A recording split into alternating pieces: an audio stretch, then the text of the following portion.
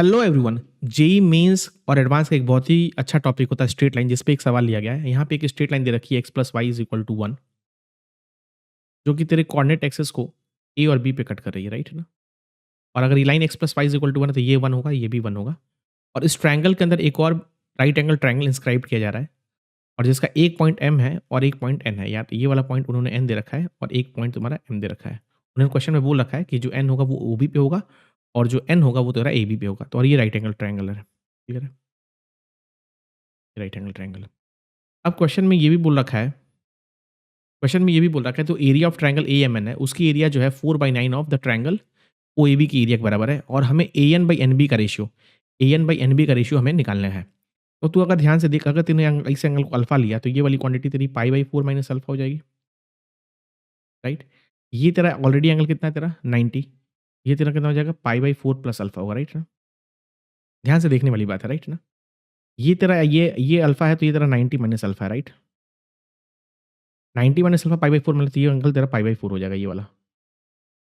और ये तेरा पाई बाई 4 है और ये ऑलरेडी तेरा पाई बाई 4 है। तो मैं ये बोल सकता हूँ कि बी एन और एम एन बराबर है। तो बी एन और एम एन बराबर है, ये मुझे मिल गया। B N is equal to M N, correct not, ये मुझे मिल गया, राइट। तो अगर मैं A N upon N B के बारे में बात करूंगा which is nothing but lambda by N, तो ए एन की जगह मैं क्या लिख सकता हूँ, A N, right. A N की जगह तो मैं ए एन लिखता हूँ और एन बी की जगह मैं क्या लिख सकता हूँ, एन बी और एम एन बराबर है, राइट ना। एन बी और एम एन बराबर है, राइट। क्लियर है कि नहीं क्लियर है। तो एन बी की जगह मैं क्या लिख सकता हूँ, एन बी की जगह मैं एम एन लिख सकता हूँ, राइट ना।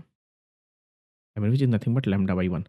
और तू अगर ध्यान से देख, A N by M N ये कितना आ जाएगा, ये तो तेरा कॉट थीटा आ जाएगा। तो cot theta is equal to lambda. तो मुझे बेसिकली कॉट थीटा की वैल्यू बात करनी है, कॉट थीटा की वैल्यूज के बारे में बात करनी है। और हमें ये बोल रखा है कि क्वेश्चन में कि area of triangle A M N की जो एरिया है वो 4/9 ऑफ ट्रायंगल ओ ए बी है, और उसकी ट्रायंगल की एरिया हुई हाफ 1 into 1। तो बेसिकली ये 2/9 आ जाएगा। अब मुझे ए एम एन की एरिया निकालनी है, तो ए एम एन की एरिया निकालने के लिए पहले मुझे ए एम के बारे में बात करनी पड़ेगी। तो अगर मैं ए एम के बारे में बात करूँ, तेरे को दिख रहा है कि ए एम इस ट्रायंगल में A M cos pi by 4 minus alpha, right है ना। नीचे वाले ट्रायंगल में, इस वाले ट्रायंगल में A M cos pi by 4 minus alpha की जो वैल्यू होगी 1 होगी। तो यहाँ से मेरी ए एम की वैल्यू आ जाएगी, वो तेरी आ जाएगी तुम्हारी sec pi by 4 minus alpha, clear है, राइट। अब ए एम आ गया। अगर मुझे ए एम आ गया तो क्या मैं ए एन निकाल सकता हूँ, बिल्कुल निकाल सकता हूँ। ए एन क्या निकलेगा तेरा, ए एम कॉस अल्फा।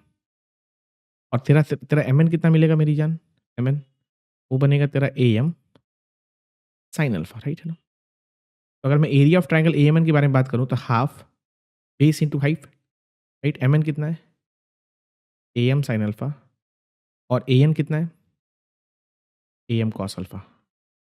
और ये क्वांटिटी तेरी 2/9 होगी।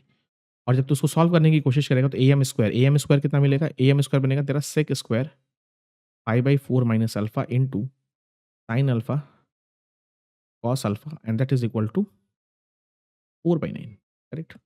उसको आसानी से तू सॉल्व कर सकता है, sine alpha cos alpha, right. और नीचे वाली क्वांटिटी तू चाहे तो खोल सकता है, cos square pi by 4 minus alpha हो गया, right. Pi by 4 minus alpha हो गया। और तू यहाँ पे चाहे तो नीचे में cos A minus cos B की प्रॉपर्टी लगा के खेलेगा, और दैट इज इक्वल टू 4/9। तो यहाँ से तेरे को tan अल्फा की दो वैल्यूज मिलेंगी विच इज नथिंग बट 2 एंड 1/2। लेकिन तुझे ये पता है ये जो एंगल अल्फा है ये बेसिकली एक एक्यूट एंगल है, और बेसिकली वो पाई बाई 4 से छोटा होगा, राइट। अल्फा जो होगा तेरा पाई बाई 4 से छोटा होगा, और अल्फा तेरा पाई बाई 4 से छोटा होगा, इसका मतलब tan अल्फा तेरा 1 से छोटा होगा। तो tan alpha is equal to 2 ये रिजेक्ट हो जाएगा, और tan अल्फा की वैल्यू केवल 1/2 एक्सेप्ट होगी। और अगर tan अल्फा की वैल्यू 1/2 एक्सेप्ट होगी, इसका मतलब cot अल्फा की वैल्यू कितनी आ जाएगी 2, इसका मतलब लैम्डा की वैल्यू आ जाएगी 2, सम ऑफ द लैम्डास की वैल्यू आ जाएगी 2, इसका मतलब इसका आंसर जो होगा वो 2 होगा। तो ऐसे और भी इंटरेस्टिंग वीडियो के लिए चैनल को लाइक कर, शेयर कर और सब्सक्राइब कर।